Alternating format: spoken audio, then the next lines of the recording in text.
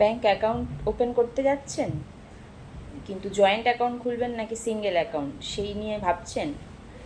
চলুন সহজ ভাষায় জেনে নেওয়া যাক। নমস্কার, আজ আমরা জানব জয়েন্ট অ্যাকাউন্ট এবং সিঙ্গেল অ্যাকাউন্টের মধ্যে পার্থক্যটা ঠিক কোথায়। সিঙ্গেল অ্যাকাউন্টে একজন ব্যক্তি একাই তার অ্যাকাউন্টটা পরিচালনা করে, তার অ্যাকাউন্টের সমস্ত ট্রানজ্যাকশান বা লেনদেন সমস্তটার দায়িত্ব আর কন্ট্রোল সেই একজন ব্যক্তির হাতেই থাকে। অন্যদিকে জয়েন্ট অ্যাকাউন্টে কী হয়, অ্যাকাউন্ট পরিচালনার দায়িত্ব একজন ব্যক্তির হাতে থাকে না, দুই বা তার বেশি ব্যক্তির হাতে থাকে। যেমন বাবা মা, স্বামী স্ত্রী, ছেলে মেয়ে, অথবা অন্য কোনো অংশীদারি ব্যবসার যদি কোনো অ্যাকাউন্ট ওপেন করা হয়, তো সেক্ষেত্রে একের বেশি ব্যক্তি সেই অ্যাকাউন্ট অপারেটের দায়িত্বে থাকে। জয়েন্ট অ্যাকাউন্ট খুললে একাধিক ব্যক্তি অ্যাকাউন্ট পরিচালনার সুবিধা পান, তবে অ্যাকাউন্ট ওপেন করার সময় অ্যাকাউন্ট টাইপ অবশ্যই ভালো করে বুঝে নিন। যেমন জয়েন্ট অ্যাকাউন্টের অনেকগুলো টাইপ হয়। জয়েন্টলি করছেন কি আইদার অর সার্ভাইভার করছেন, নাকি এনিওয়ান অর সার্ভাইভার করছেন, নাকি ফর্মার আর সার্ভাইভার করছেন। তো সেই জিনিসগুলো আপনি যেখান থেকে অ্যাকাউন্ট খুলছেন একটু অবশ্যই ভালোভাবে জেনে নিন, তারপরেই আপনি জয়েন্টলি অ্যাকাউন্টটা ওপেন করুন।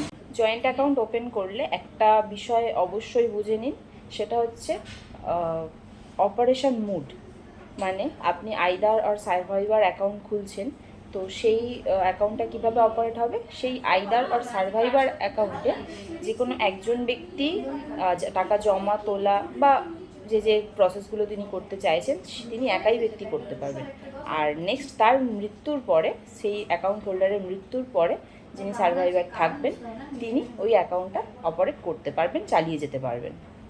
আর আপনি যদি অ্যাকাউন্টটা জয়েন্ট ওপেন করেন, জয়েন্ট অ্যাকাউন্ট যদি আপনি ওপেন করেন, তো সেক্ষেত্রে যে নিয়মটা মেনে যেতে হয় সেটা হচ্ছে ওই অ্যাকাউন্টের পরিচালনার দায়িত্বটা কিন্তু ওই অ্যাকাউন্টের যে কজন হোল্ডার থাকবে সবার সম্মতি নিয়ে তবেই কিন্তু আপনি টাকা তোলা ফেলা বা যে কোনো বিষয় আপনি এগোতে পারবেন।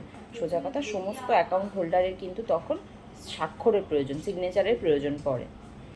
আর একটা হচ্ছে এনিওয়ান অর সার্ভাইভার। এটাতে কি হয়, অ্যাকাউন্টটা আপনি তো জয়েন্টলি ওপেন করে নিলেন, এখানে কি হয় যে কোনো একজন ব্যক্তি, যে কেউ, দুটো যদি অ্যাকাউন্ট হোল্ডার হয় এখানে, তো যে কোনো একজন ব্যক্তি সেই অ্যাকাউন্টটা অপারেট করতে পারেন, হয় ফার্স্ট নয় সেকেন্ড, যে কোনো ব্যক্তি করতে পারে। তো এখানে যেটা হয়, একজন অ্যাকাউন্ট হোল্ডার যদি মারা যান তাহলে অন্য আর একজন অ্যাকাউন্ট হোল্ডার অ্যাকাউন্টটাকে কিন্তু কন্টিনিউ করে নিয়ে যেতে পারে যদি চায় তো।